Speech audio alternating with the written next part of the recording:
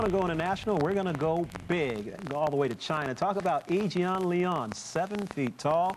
A lot of intrigue here and possibilities, Jim. I think anytime you look across and you look at somebody like a Chinese player like this, I think the intrigue is a great word because you don't know how they're going to really come over to the NBA and play in what I consider really the toughest league in the world in terms of the physicality of it, the big guys up front, because you're always running into 2 or 3 guys on each team that are 6'7", 6'8", or bigger, 230 pounds. So he has some size. He has a little bit of strength. He's going to play the power forward position.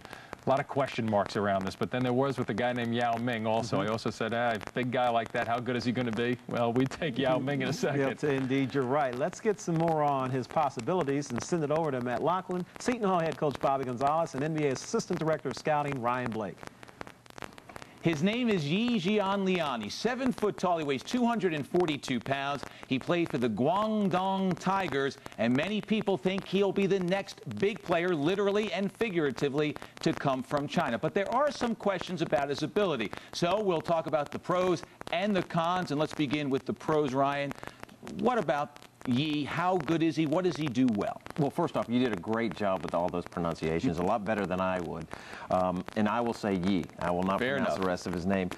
Yi, we've followed him for years. I mean, he's a 7-foot small forward or multi-purpose forward. He can score inside and out. He's had a lot of experience with international teams from the juniors on to the World Championships. Last year in the World Championships, he's averaged like 6 points, 5 rebounds.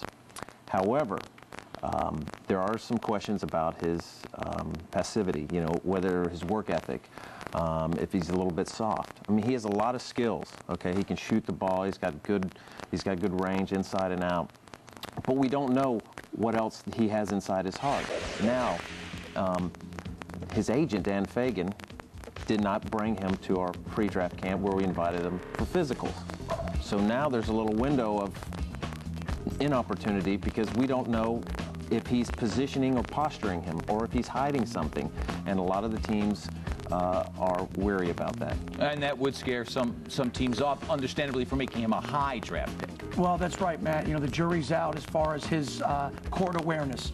You know, it was an adjustment for Yao Ming, of course, coming to the NBA, but he was a center, natural 5-man, so it's a little easier running from rim to rim, block to block. You know, here's a guy that's kind of a skilled power forward, kind of a face-up 4-man. We actually had a chance to coach against him when I was with USA Basketball overseas. We played, you know, with the World University teams in Turkey, and I saw him as I think it was about 17, 18 years old at that time or whatever, and we coached against him. And he's impressive because of his skill level, as Ryan said, for a 7-foot guy, you know, who can shoot the ball like that. But again, I think that the concern would be, how does he fit in with what, you know, with your team and your strengths? Ryan, is there a danger here? People see Yao and they're looking for the next Yao. So here comes the next big young player out of China. And are they drafting as much on potential as ability? Well, I think he has the ability, but he's not a Yao. I mean, he's not a center. They're hoping to make him more or less like the next Nowitzki. I mean, he's a small forward, multi-purpose forward. He's not a tweener. He's not a combo.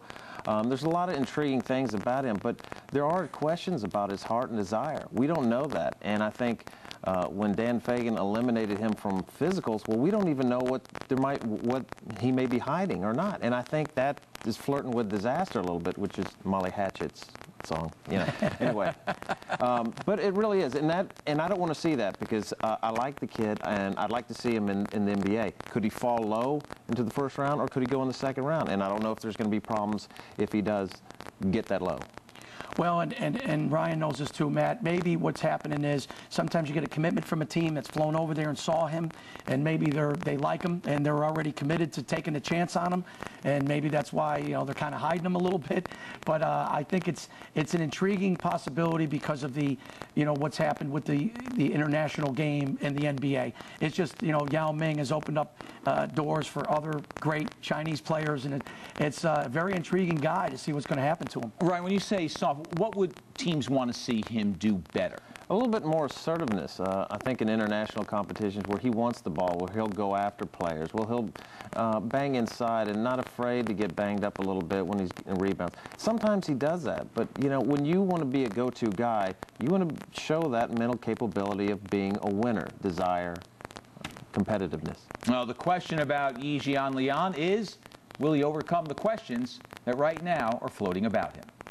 All right, gentlemen, thank you again. As we talk about, one thing we definitely know about E is that he is a gym rat. And this draft is all about hard work and getting the hard work to pay off for you. Yeah, it is, and that's a good sign that he's worked that hard and he loves to play the game, because when you think about the concept of the NBA draft and what these kids are working for, the dedication they've put in, the time and the hours that they've put in to kind of shape themselves for this biggest day of their basketball lives, if you will. And it's an interesting perspective, because I don't, not being from China, you wonder just how much of that thought process goes into the thought process of him versus all the the American-born kids here who have been dreaming it, watching it on TV, and really living it. So it's a different perspective, but it's an exciting time, and hopefully.